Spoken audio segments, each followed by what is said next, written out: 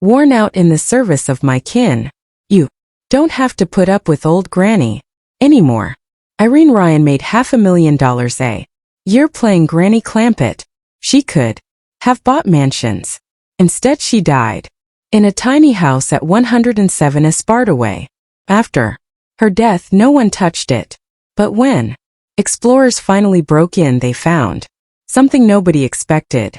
Inside were props from the show and a letter that changed everything. The woman who made millions lived like she had nothing. And the reason why will break your heart. Irene Ryan was born on October 17, 1902 in El Paso, Texas. Her family had almost nothing. Her father, James Merritt Noble, was a low-ranking Army sergeant from North Carolina. Her mother, Catherine McSherry, had come all the way from Ireland hoping for a better life.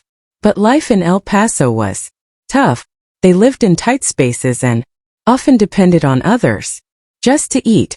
El Paso was full of immigrants and shaped by the Mexican Revolution. But for Irene's family it meant surviving from one day to the next. That early struggle became part of her shape, her grit, her humor, and her drive to rise above it all. At home things were even stranger. Irene had a sister, Anna, who was born in 1885. That made her 17 years older than Irene. By the time Irene could talk, Anna was already out, living her own life. So Irene grew up more like an only child surrounded by adults and serious talk. She learned to keep herself entertained. She became independent fast.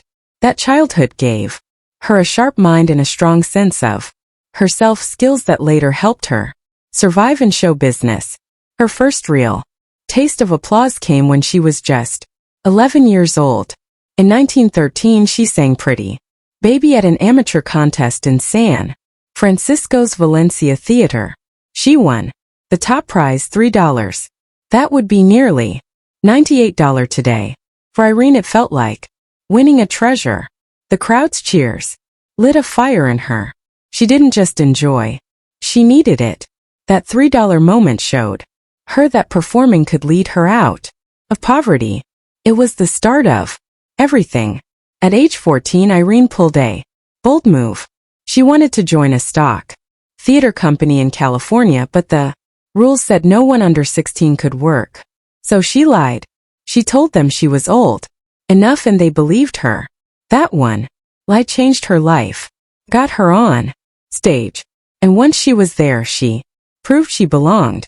She didn't just get by, she stood out. She earned her spot with raw talent and stubborn persistence. It was risky but it worked. That chance gave her a taste of what a life in theater could be. 2 years later she made another big choice. She dropped out of high school at 16. Most girls her age were still in class, but Irene was chasing a dream. She joined traveling theater companies and performed almost every night. For 4 years she lived the hard life of the stage. She learned how to hold an audience's attention. She worked on her timing, her voice, her presence. By the time she hit 20 she wasn't just another actress. She was a pro. That same year, in 1922, something else happened that would change everything. She met Tim Ryan. He was also in vaudeville and they clicked instantly. A few months later they were married. More than just husband and wife, they became a team. They called themselves Tim and Irene, and their act took off. Vaudeville was the heartbeat of American comedy back then, and together they made people laugh in theaters all over the country. Their timing, their chemistry, their style, it all worked. They weren't just good, they were great. What made them famous was a routine called Dumb Dora. Irene played a clueless, silly wife and Tim played the annoyed husband. The crowd loved it. Tim's signature line, "Will you stop?"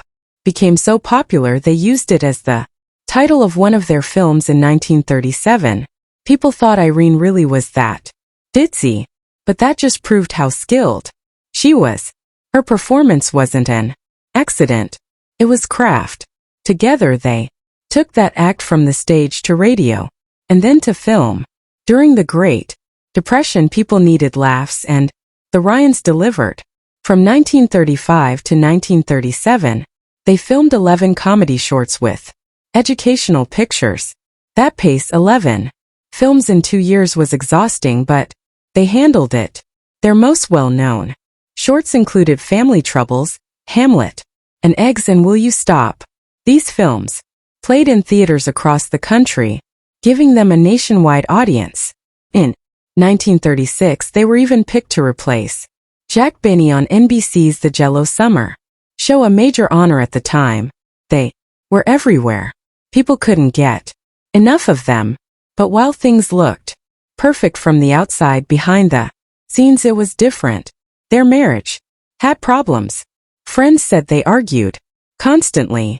Being on the road under pressure and always working side by side started to wear them down. They were professionals though, so they kept smiling in public. They kept the act going, but the tension kept building, and eventually it became too much. In 1942, after 20 years of marriage, they divorced.